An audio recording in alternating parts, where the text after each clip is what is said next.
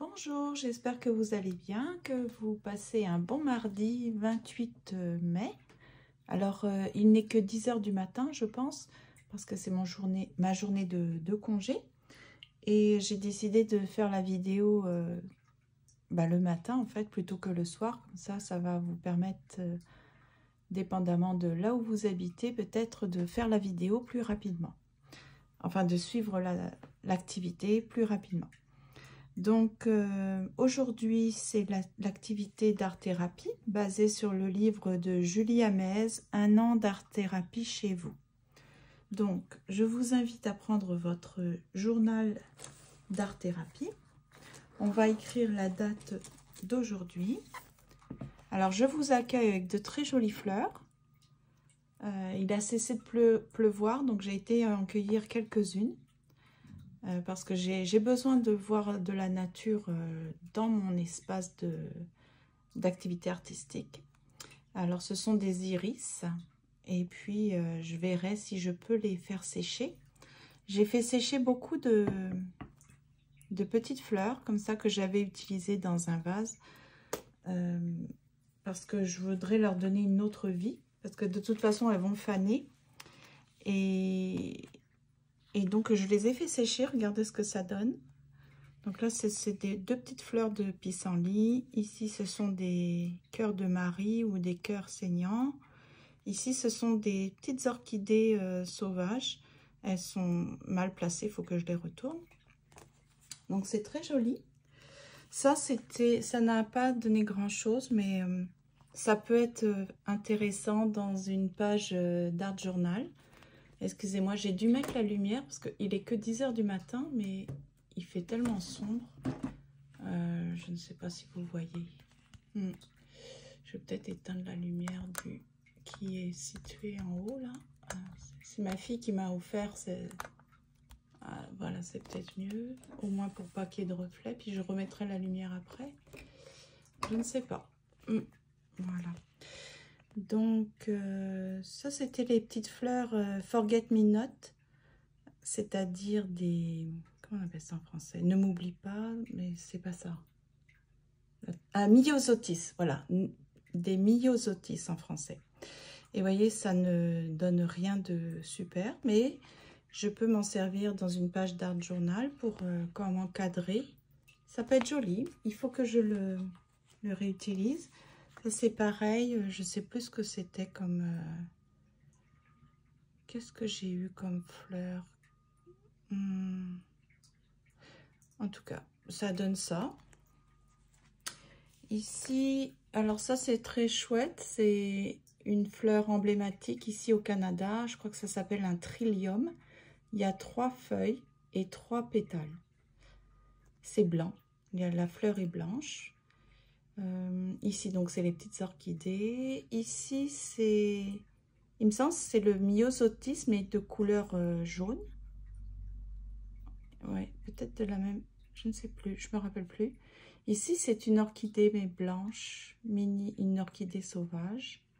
Donc, il y en avait partout dans mon jardin avant qu'on tonde. Donc, je suis très contente d'avoir pu en garder quelques-unes. Ça peut être joli dans une carte, sur une carte. Et puis ici, ce sont les myosotis blancs. Donc, ah oui, donc c'est pas des myosotis, ça, en jaune, je ne me rappelle plus. Je ne me rappelle plus. Donc, voilà, je voulais vous montrer ce que ça donne, mes petites fleurs séchées. Alors, évidemment, je n'ai pas le matériel pour sécher correctement des fleurs. Il y en a qui ont un matériel pour, comment dire, vous savez, étendre les pétales, bien obtenir la fleur ouverte pour faire, par exemple, des bijoux. Mais moi, non, j'ai juste pressé. Donc, c'est pour ça que ça ne donne pas de très beaux résultats. Mais au moins, ça fait des petits souvenirs. Hein, voilà. J'aime beaucoup l'iris. Ici, c'est, vous voyez, c'est vraiment mignon. Hein, c'est délicat. Là, quand on ouvre aussi délicatement, on s'aperçoit qu'il y a comme des petits tubes, vous voyez, pour que les insectes rentrent et pollinisent. Puis là, il y a le pollen. C'est c'est joli. Le parfum n'est pas très significatif. Il y en a un, mais il n'est pas significatif. Donc, alors, on va prendre une page. On va marquer la date d'aujourd'hui. La fontaine, on ne l'entend pas. Hein. Ok, je vais aller voir ce qui se passe. Mardi 28 mai. Donc, j'espère que vous allez bien, que vous avez un meilleur climat que par chez moi. Et surtout que vous n'avez pas eu de catastrophe naturelle. Donc, c'est la 22e activité. 22e vidéo d'art-thérapie.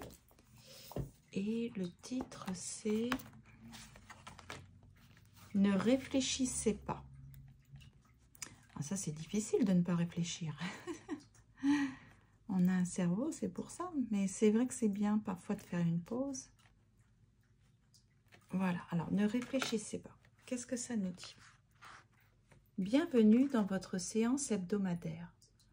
Aujourd'hui, je vous propose dans un premier temps d'enregistrer le texte ci-dessous pour pouvoir l'écouter ensuite ou de demander à quelqu'un de vous le lire lentement, tranquillement, en prenant le temps.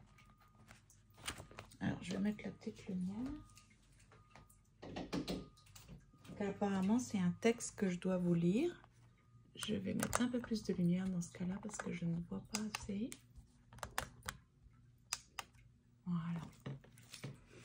Alors, on va pousser le petit bouquet pour ne pas l'abîmer. Voilà. Je vous propose de vous installer le plus confortablement possible. Vous pouvez appuyer votre dos contre le dossier d'une chaise. Puis, quand vous êtes prêt, je vous invite à imaginer que vos yeux picotent, comme si le marchand de sable vous saupoudrait d'une fine poussière d'étoiles. Peut-être sentez-vous ces légers picotements. Peut-être que vos paupières s'engourdissent-elles doucement. Ne les retenez pas. Laissez-les tomber. Le marchand de sable poursuit son travail de relaxation. Peut-être sentez-vous le sable couler le long de votre visage, de votre nuque, de votre dos, de vos bras, de vos doigts. Grain par grain, comme le temps qui s'écoule dans un sablier lentement. Puis le sable se répand dans la deuxième partie du sablier. Peut-être le sentez-vous gagner votre bassin, vos cuisses, vos tibias, vos mollets, vos pieds.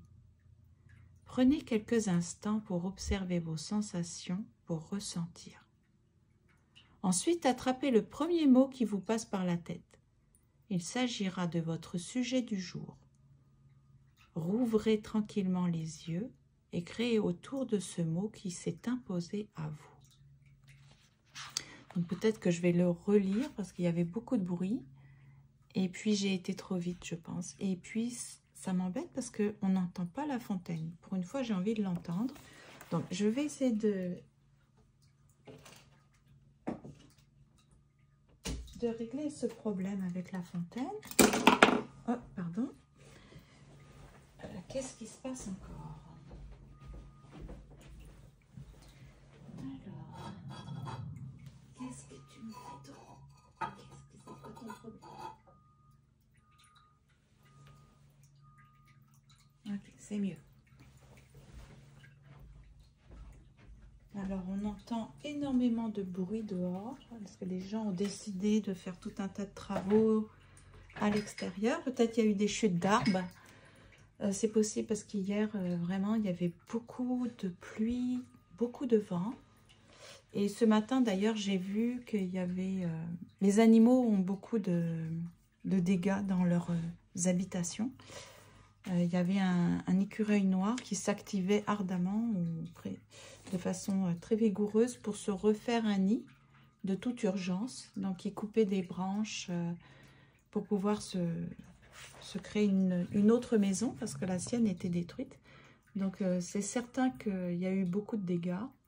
Et c'est peut-être pour ça qu'il y a du bruit dehors. Parce qu'il y a des travailleurs qui doivent couper, abattre des arbres qui sont tombés. Ça ne m'étonnerait pas du tout. Parce qu'ici, quand ça souffle et on a beaucoup de dégâts. En tout cas, donc je vais probablement essayer de le relire pour que ça soit plus agréable. Alors, les témoignages. La vague psychiatrique de la Covid-19. Le confinement puis les reconfinements ont laissé du monde sur la touche. Il y a eu la vague de Covid-19, mais également, et probablement encore dans les années à venir, une nouvelle vague psychiatrique cette fois. Le premier mot qui s'impose à l'esprit de Sarah est « colère ». Elle l'inscrit immédiatement sur un post-it, qu'elle laisse en évidence sur la table. Sarah vit mal la restriction de liberté. Elle ne comprend pas qu'on puisse contraindre la population à rester chez elle. Elle en vient d'ailleurs à douter de la véracité du virus. Je sais qu'il existe, bien sûr, mais je pense qu'il est moins dangereux que ce qu'on nous dit. Furieuse, Sarah éprouve le sentiment que les autorités nous mentent. La jeune femme doit donc faire face à une frustration importante qui s'ajoute à ses autres difficultés. Gare à la prochaine vague psychiatrique qui risque d'être une déferlante. Si vous êtes en difficulté, n'attendez pas avant de consulter. Prenez soin de vous. Deuxième témoignage, terre en vue. Philippe est envahi par des idées parasites. Angoissé par les démarches administratives qui l'occupent beaucoup au moment de la séance, il éprouve des difficultés à se recentrer lors de la relaxation. Naturellement, le mot qui lui vient à l'esprit est « fatigue ». Il choisit le collage pour exprimer ce qu'il ressent actuellement. Il sélectionne 4 éléments correspondant pour lui à la fatigue associée à l'envie d'avancer. On y voit notamment une jeune femme se tenir face à la mer et observer une petite île au large. Il écrit « Vers une nouvelle terre ferme ». Philippe souhaite rejoindre cette île qui correspond pour lui à une nouvelle vie. Je dois composer avec cette fatigue psychique pour arriver de l'autre côté. Philippe sait qu'il doit fournir un ultime effort avant, il l'espère, l'apaisement. Donc c'est Philippe sait qu'il doit fournir un ultime effort avant, il l'espère, l'apaisement. Donc voilà les témoignages. Donc le deuxième témoignage, probablement qu'il a pensé à la mer. Moi aussi j'aurais pensé plus à un paysage avec de l'eau, de la mer, puisqu'il parle de sable. Hein? Donc je vais essayer de le relire, mais je ne suis pas sûre d'y arriver correctement, que ça suffise pour vous détendre. Je vais essayer, je vais faire de mon mieux, d'accord? Je vous propose de vous installer le plus confortablement possible. Vous pouvez appuyer votre eau... Oh, excusez-moi. Moi aussi, je suis fatiguée, je pense. Ok, donc je recommence. Je vous propose de vous installer le plus confortablement possible. Vous pouvez appuyer votre dos contre le dossier de la chaise. Puis, quand vous êtes prêt, je vous invite à imaginer que vos yeux picotent, comme si le marchand de sable vous saupoudrait d'une fine poussière d'étoiles. Peut-être sentez-vous ces légers picotements, peut-être vos paupières s'engourdissent-elles doucement. Ne les retenez pas, laissez-les tomber. Le marchand de sable poursuit son travail de relaxation. Peut-être sentez-vous le sable couler le long de votre visage, de votre nuque, de votre dos, de vos bras, de vos doigts, grain par grain, comme le temps qui s'écoule dans un sablier, lentement. Puis le sable se répand dans la deuxième partie du sablier.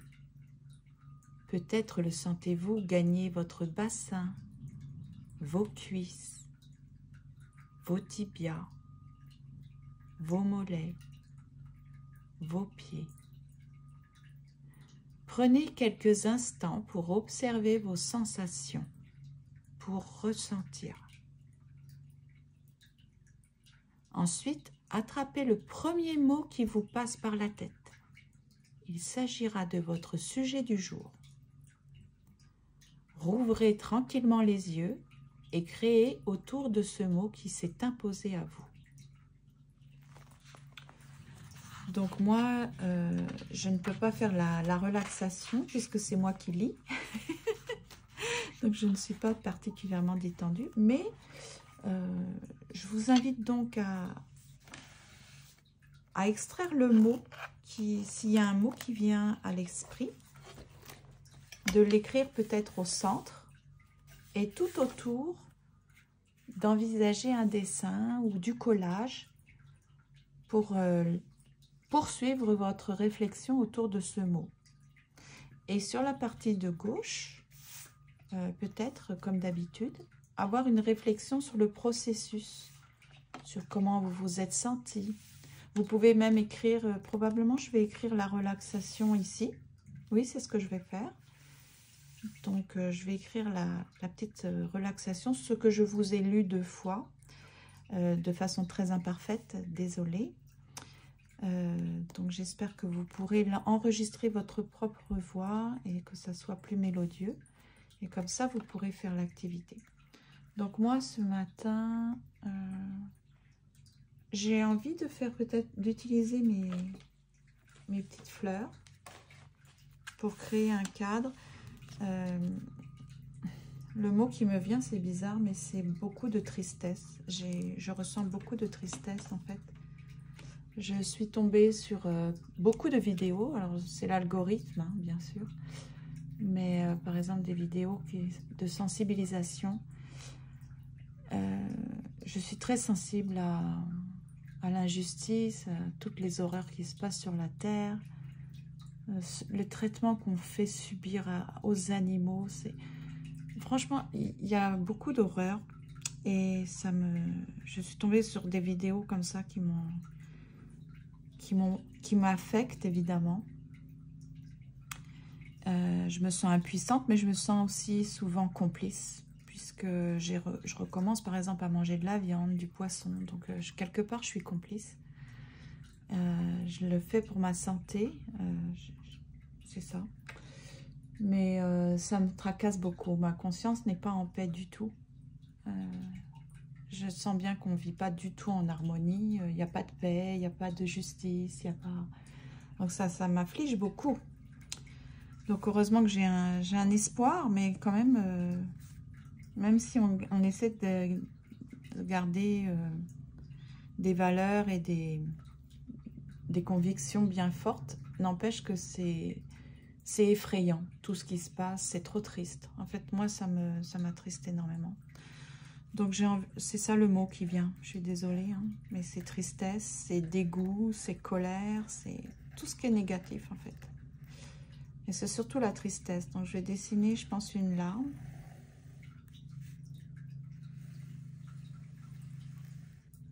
Une larme, c'est ça. Et comme pour le second témoignage, j'ai envie de garder un peu d'espoir. Donc, je vais mettre des traces de la nature, la générosité de la nature. Donc, je ne sais pas comment coller en fait. J'ai jamais collé encore des... Tiens, ben, je vais utiliser ça. Parce que je ne sais pas trop comment l'utiliser en fait.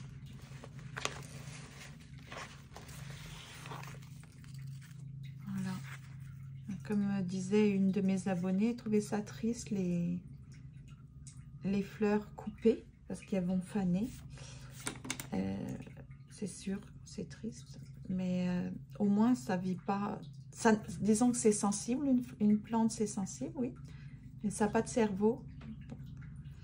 Donc, c'est pas comme les animaux qu'on fait souffrir, là où qu'on mange, qu'on tue, qu'on fait... Ces anges, j'ai moins de culpabilité pour ça. Parce que de toute façon, ils vont finir par faner. Donc, je me dis, je me sens pas hyper coupable d'avoir coupé des fleurs. Parce que c'est beau. Et puis, parce que de toute façon, elles vont faner. Alors, en les coupant précocement, j'abrège, c'est sur leur vie, leur existence. Mais je leur donne une autre petite, comme une trace de leur passage, de leur vie. Avec cette petite composition. Je ne sais pas ce que vous en pensez, moi. En tout cas, c'est comme ça que je raisonne. Je vais quand même pas me culpabiliser pour tout, parce que sinon, je vais... J'ai déjà assez de culpabilité dans ma tête. Le simple fait d'être omnivore, ça m'afflige, en fait. J'étais tellement bien végétarienne. Je pense que c'est mes meilleures années. Je sais pas pourquoi je vous raconte tout ça. Je suis désolée. Hein. Enfin, c'est ça, je suis triste, donc je suis pas très rationnelle. Voilà. Donc, il y a une vidéo, par contre, sur laquelle je suis tombée. Puis, c'était très intéressant. Ça remet les idées en place. Ça arrête de valoriser le matériel. Cette recherche incessante d'acquérir, de posséder, de conquérir, toujours vouloir plus. Le monsieur disait, je me rappelle plus de son nom, c'est un influenceur, il disait qu'en fait, qu'il a constaté que tout ce qui s'achète, tout ce qui a un prix, en fait, n'a pas beaucoup de valeur. Alors, il s'explique, il dit par exemple, même une maison à 1 million, par exemple, 1 million de dollars, bah c'est la valeur de cette maison. Ça veut dire qu'elle ne vaut pas plus. Elle a un prix. Alors que tout ce qui a énormément de valeur et qui ne peut pas s'acheter, c'est par exemple la santé, le temps. Il parlait aussi du vrai amour, des vrais liens de famille, là. Être très solidaire, avoir beaucoup d'amour entre nous. Ben ça s'achète pas. Même les gens les plus riches ne peuvent pas acheter ces éléments-là. La santé, le temps et le vrai amour. Donc ça, c'était vraiment très intéressant. Et donc, il disait, ben, si on a la santé, si on aime vraiment, on n'est pas hypocrite, on n'est pas double, on est vrai, on essaie d'être vraiment de bonnes personnes, eh bien, et qu'on a quand même du temps, vous voyez, comme pour se prendre soin de soi, prendre soin de sa santé mentale, eh bien, on est très riche. C'est ça, parce que... Ouais, je vais finir comme ça. Je vais pas dire la pensée qui me vient à l'esprit, mais par rapport à l'immensité de l'humanité qui n'ont pas ces avantages-là, malheureusement. Donc, je veux finir sur une touche positive. Donc là, et voilà, il y a beaucoup de choses qui m'attristent, qui m'affligent, mais il faut regarder la nature. La nature, ça nous permet d'être heureux. Voilà. Il y a beaucoup de beauté autour de nous. Tout est gratuit. Voilà. C'est l'humain qui a rendu les choses avec un prix. Tout est gratuit autour de nous.